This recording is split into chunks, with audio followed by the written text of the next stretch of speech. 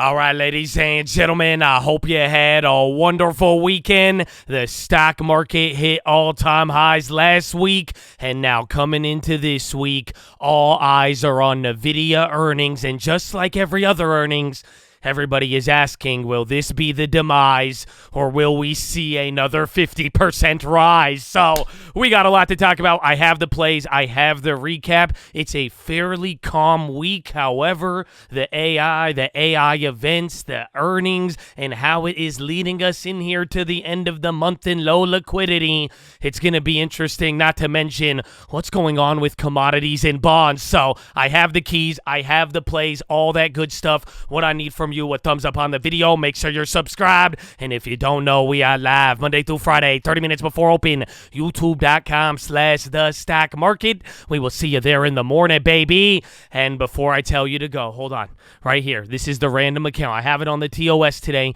What we ask on this watch list, you post a random option trade, keep it below $100. We are going to go in the comments tomorrow and pick a random play for this account. It's not doing too bad. Don't let the minus 76% fool you on that one, but I didn't get to buy the GME one last week, so I don't know. Maybe we double up on this week. It already popped up before, but Chad, we need your help. Big shout out if you've already been a part of it, and now run it, baby. Working to the couch, it's the 2020 election. Live in the hills, but I still get a spread. Started with a live, but I still reinvest it. Feel how I feel, then you feel like a blessing. I just want the lesson, I just want protection. I'm up and I'm down, but they sound like progression. Farmer never plans if he waits for perfection. Finger to the down, hold it.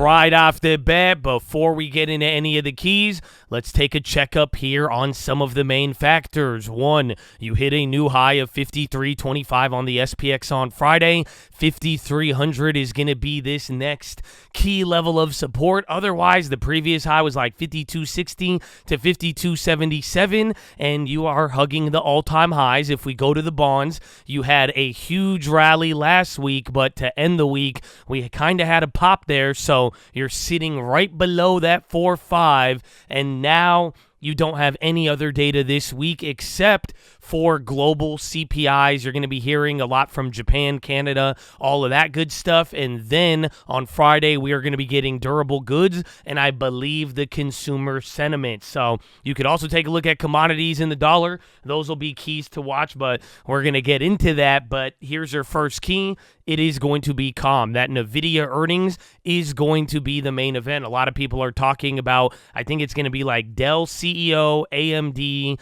as well as Nvda. They're also going to be speaking this week, so we should be keeping our eyes out for anything related to Nvda, and you guys have seen the earnings before. Literally, if Nvda comes out, it's going to affect a lot of other names, and now we're kind of getting into the final quarters here, or at least the second half of this year, so if there is going to be any shifts with the earnings, these could be very pivotal. But I talked about this on the stream. I was about to say the watch list. Literally 60 or 70% of all earnings this quarter have reported within one standard deviation of expectations, meaning you have not had too many surprises. So Nvda has a high bar. There's a lot riding on it. I think the sympathies will move more, but let's just see what the story brings. But it's not like we have to move in this summer low liquidity environment. So watch out for that. That's going to be important. The other big fact besides any other data, there's going to be a lot of Fed speakers. I think there's going to be 5 or 6. And the one thing I want you to keep mind of is that last week there was a real tone shift. I think Mohamed El-Arian, he even talked about it. If you have been listening, these Fed speakers have gotten increasingly more hawkish. Now, the market is following this path and not really reacting, but it's something we got to keep in mind. Maybe if we start getting things going crazy with bonds or anything else, then the chickens come home to roost. But for now, market's fairly ignoring it, but I would pay attention to what they're saying, and if there is something that gets people moving, it should definitely capture your attention. So that is key number 1. Moving into key number 2. We can't forget this one. It was important. Another big question of this week. We're having low liquidity, low volume, not too many events, just Nvda.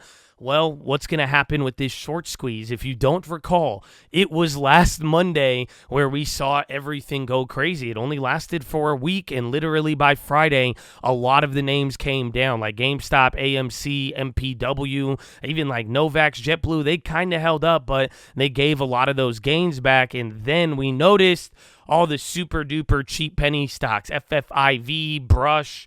There was another one, Cracker or something like that. There was just these really cheap ones that kind of did their own thing on Friday, or a little bit Thursday, Friday. So let's see if this theme is one this week. Otherwise, if that kind of fades away, just see where everybody starts putting their attention to, because there's not going to be too many narratives to follow, but it will definitely be a Nvda week. So that is key number 2. And then finally, I started it off there, man, showing you the bonds, and hopefully you've been paying attention. That 4-5 level, it is going to be key. I even think if we're going to be getting not too much movement here, how these bonds move. Friday, yeah, we hit a new high as the bonds rallied, but let's see if that continues or not. But if we do get another sell-off in the 10-year and that goes to 4-3, that will be bullish. If not, then let's see how long this rally lasts for, because some people are a little more hesitant about 5,300, and they don't think it will move as fast as the other rallies we've gotten above every other level. But I think that's just going to boil down to how the bonds move. So I've been talking about this for a couple of weeks now, but I hope the pretty pictures can highlight it.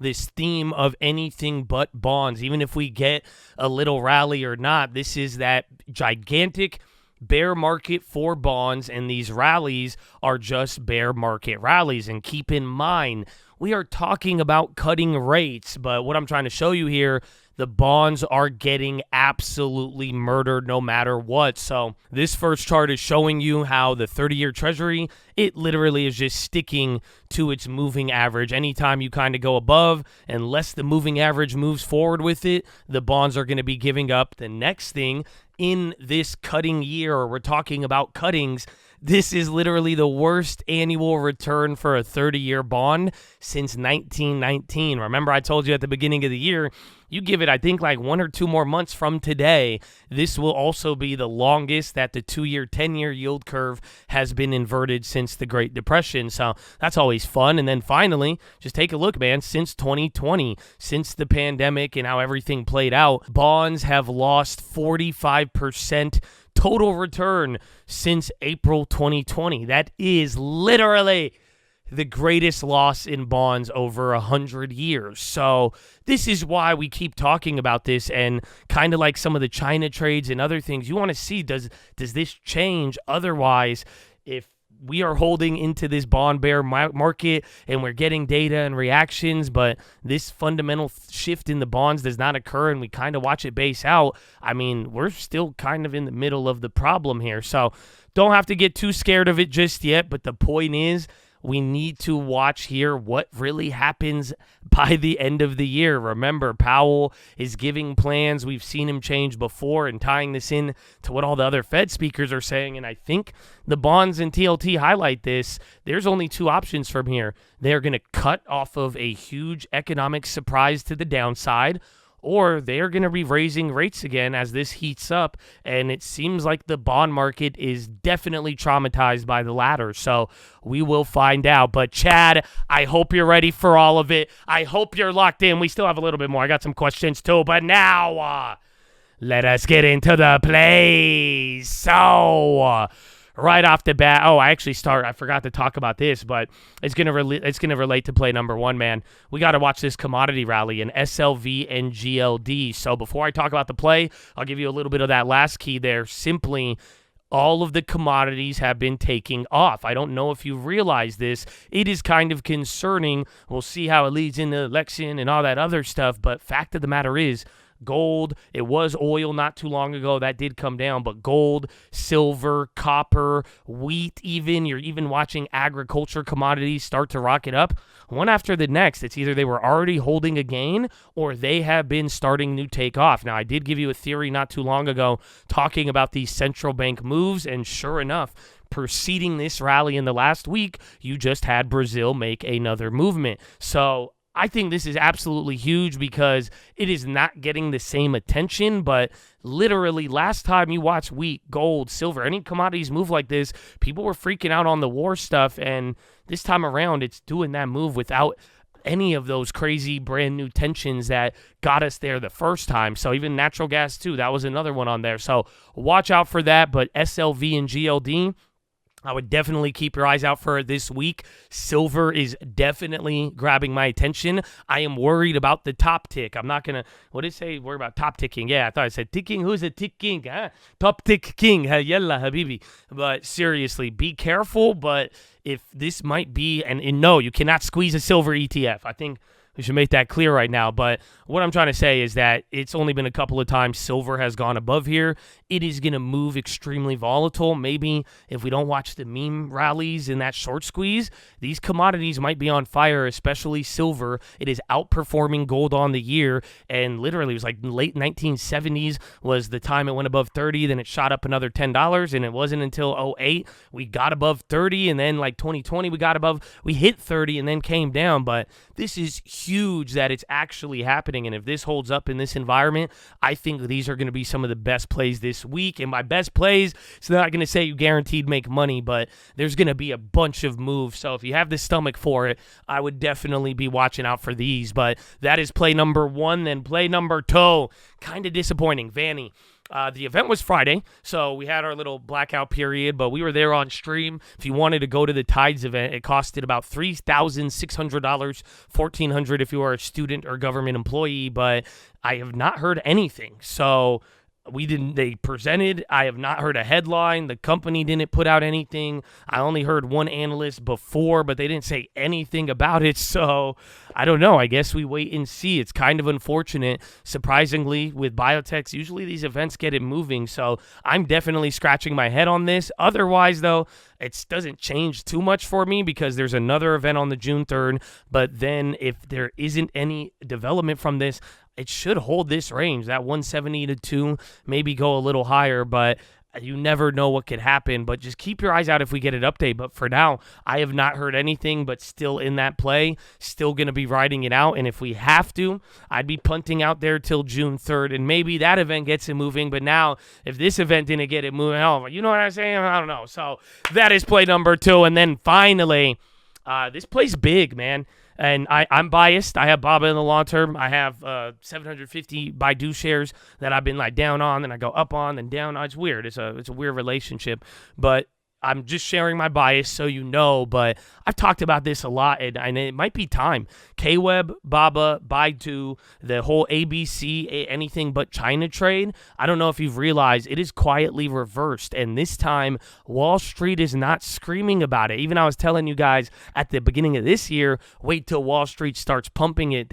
Last 2 years, every time there'd be a bottom in China, and people would go, Wall Street love to promote and pump it. This time around, maybe everyone's traumatized, but it's quiet, dude. You have hit in now 3-4 weeks. You're watching K-Web hit a 52-week high. This is a very good sign. Any progress from here is just solidifying that we could have gotten a bottom. Now, do I believe that? Yes and no. Because I've been telling you guys, even when we bought Baba in the long term, is that China is super risky right now. They're literally crashing. Their property is not good. They're coming out with all this stimulus, but it's not like they have a lot of good things on there. I think that deflationary spiral could be very negative, but keep in mind equities and the equities of the companies, they can move a little different than the economy. But for the most part, if this rally keeps holding up, I'm not saying chase it, but more so this is going to give us more reason to ride and hold through if we're already positioned. So keep your eyes out for it. But the main point is it reversed and Wall Street is mad quiet about it. So Chad, I hope you're ready for all of it. But now, don't you worry. That's all the plays. I still got a little bit more. I didn't make any plays on Friday. I'm still holding the 300 shares of MSOS. We played that on the reclassification news, and we are still waiting to hear more from the DFJ. So I would keep your eyes out for any of the weed stocks coming into this week. I'm glad we kept it small, but if I want to average, I can, but I'm not. I'm just going to ride it till the next pop, I'm thinking, and get out. But I did think we should have had a bigger effect from all of the pandering last week. But that is the second one. And then finally, the Walmart plays, those cheap $4 or $5 ones, still in it. I don't know. I may want to grab another one tomorrow, depending on how things open up. But the point of the story is, if Walmart could keep holding and ride through off that good earnings, I think there could be a good continuation, and maybe the market supports it. I don't know. We will see. But that is everything. And now I got a good question here for you. They said, Josh, what is a cash account? So this question came up, and I think it's a good one. I mean, it's a good refresher, or especially if you're new and didn't know this. I really hope this helps here, but a cash account is simply a trading account without margin. It offers you some advantages and disadvantages, but the number one advantage you'll hear a lot of people talk about, a cash account allows you to day trade as much as you like without $25,000. The only restriction is that you could only use your settled funds. So let's say you have a $2,000 account, it's on a cash account. You could trade more than 3 times in a day, but let's say you already do a day trade and you spend $1,000, you make profit, whatever it may be, you will only be able to use the other $1,000 that rest of the day until the cash settles. It's usually like a day or so. They're changing things around right now, so I just added a day or so or the next day just to be safe. But the point is, you could day trade as much as you want. You're limited to the cash that you have. You can't keep flipping the same cash over and over again until it gets settled, but it does give you just the simple nature of the account. You don't get bogged down by any of the negative stuff. You don't have to worry about options and margin or maintenance requirements. So it's not bad, and I think a lot of chads will even recommend it here, because not only can you day trade, it may even limit you. I like the whole settled cash thing, because, maybe you revenge trade, go a little crazy. If you have, one little limit based on the settled cash, could maybe keep you out of bad plays, especially after you hit a couple of good ones. So that's the good part. The disadvantage is that a cash account has no margin, so you can't do any options, and that's both advantage, disadvantage, depending on how you want to look at it. You can't do covered calls, you can't do any sort of those strategies, and you have to wait, which, again, that could be an advantage or a disadvantage. And then the worst thing, I would say, you can't short anything. You can't short equity, you can't short options, since you don't have margin, and you can't borrow and do things like that because you are using a cash account. So hopefully that helps. Try it out, and for good measure too, prop funds are all a scam as well. So yeah, I don't know. I feel like I should have thrown that one in there just in case. You could send them to this watch list. But that being said, now I only had one question for you. I still got a lesson, baby. We were talking about a lot of good things on Thursday, and I hope a lot of you watched that video, and I hope it opened your eyes up to a lot of things. But the way I'm looking at it, let's keep laying the foundation and understand some of these basics of international political economy, so then we could start moving into the other stuff. And I think, if I go back to one of the first lessons after we lay this foundation, I'm really going to think you guys are going to understand it even way better. So if you like it, man, like the video, let me know, tag this part for all the real ones in the comments. And now let's get into it, baby. And yes, I call you my liberal brother there. If you didn't, you have to watch yesterday's lesson or the Thursday one to understand it. They don't know, baby. They don't know. But what we're going to talk about today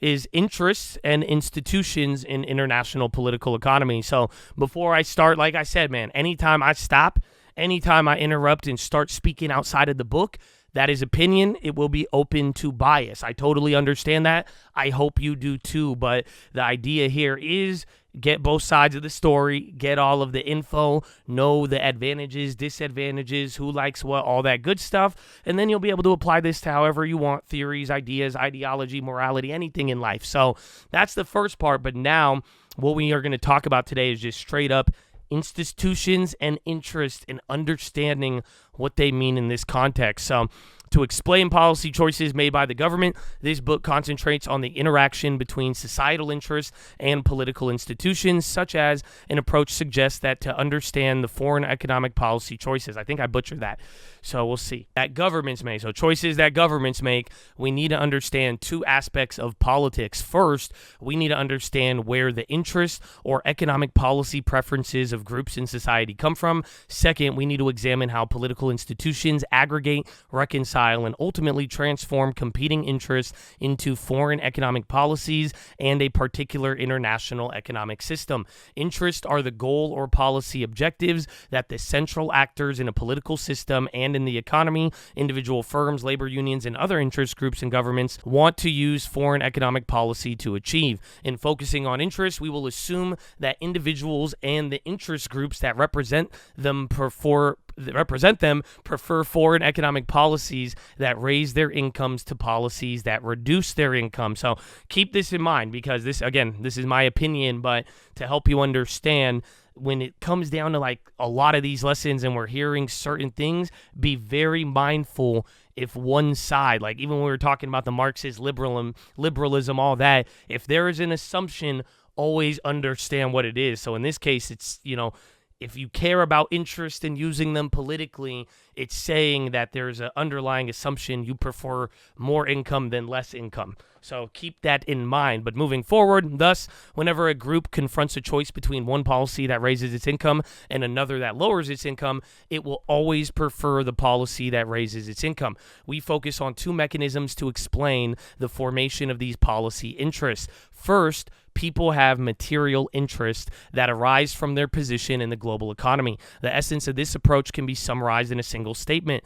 Tell me what you do for work, and I'll tell you what your foreign economic policy preferences are. Consider once again that the American softwood lumber tariff, whether a particular individual supports or opposes this tariff, depends on where he or she works. If you work in an American lumber mill or timberland, you favor the tariff because it reduces the likelihood that you will lose your job. If you own an American lumber mill of timberland, you also will favor the tariff because it helps ensure a market and a relatively high price for the wood that you produce. If you are an American home builder or you're looking to buy a new home, however, you will oppose the tariff. Higher prices mean that it costs more to produce homes. As homes become more expensive, fewer are sold, and consequently, fewer are produced. The tariff thus increases the chances that construction workers will be laid off, and it causes real estate developers to earn smaller profits. These are compelling reasons for builders and their employees to oppose the higher tariff on Canadian lumber. In short, one position in the economy powerfully shapes one's preferences regarding foreign economic policy. As we shall see, economic theory enables us to make some powerful statements about the foreign economic policy preferences of different groups in the economy. Second, interests are often based on ideas. Ideas are mental models that provide a coherent set of beliefs about cause and effect relationships. In the context of economic policy, these mental models typically focus on the relationship between government policies and economic outcomes. Not surprisingly, therefore, economic theory is a very important source of ideas that influences how actors perceive and formulate their interests. By providing clear statements about the cause and effect of economic relationships, economic theories can create an interest in a particular economic policy. The theory of comparative advantage, for example, claims that reducing tariffs raise aggregate social welfare. A government that believes this theory might be inclined to lower tariffs to realize these welfare gains. Alternatively, a government might adopt high tariffs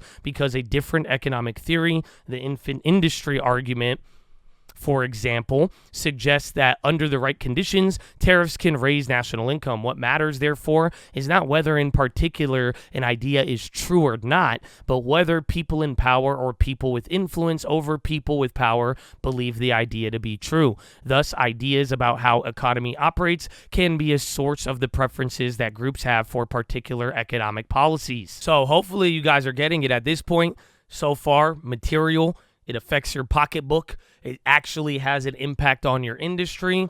That can motivate people's interest in policies there. And then again, an idea, even whether it's true or not, this is another driver, and it's not really based off of the effects as much as it is a theory of how the effects will play out. So again, that's all my opinion. Moving on, understanding where interests come from will enable us to specify with some precision the competing demands that politicians confront when making foreign economic policy decisions. It does not tell us anything about how these competing interests are transformed into foreign economic policies. To understand how interests are transformed into policies, we need to examine political institutions. Political institutions establish the rules of governing the political process. By establishing rules, they enable governments within countries and groups of countries in the international state system to reach and enforce collective decisions. Political institutions determine which groups are empowered to make choices and establish the rules these quote-unquote choosers will use when doing so.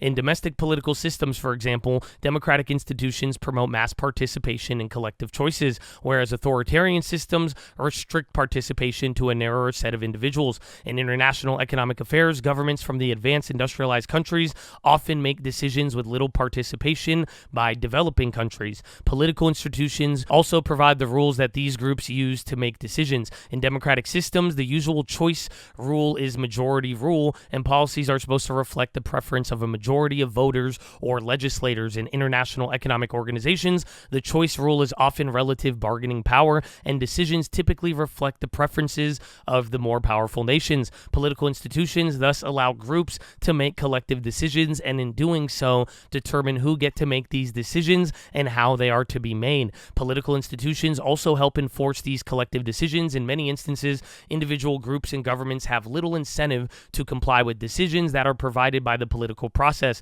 This is particularly the case of those groups whose preferences diverge from those embodied in the collective choice. And even in cases where a group or country as a whole does benefit from a particular decision, it may believe it could do better if it cheated a little bit. If such instances of non-compliance are widespread, then these political processes is substantially weakened. The problem is particularly acute in the international state system. In domestic political systems, the police and judicial systems are charged with enforcing individual compliance with collective decisions. The international system has neither a police force nor a judicial system to which to enforce compliance. However, consequently, it can be very tempting for governments to attempt to cheat on the international agreements they conclude with other governments. International institutions like the WTO, IMF can help governments enforce international agreements that they conclude. A focus on interest in institutions will allow us to develop a set of reasonable, comprehensive answers to our first question. How does politics shape societal decisions about how to allocate resources? The explanations we construct almost always will begin with investigating the source of competing societal demands for income, and then explore how political institutions aggregate, reconcile, and ultimately transfer these competing demands into foreign economic policies and a particular international economic system.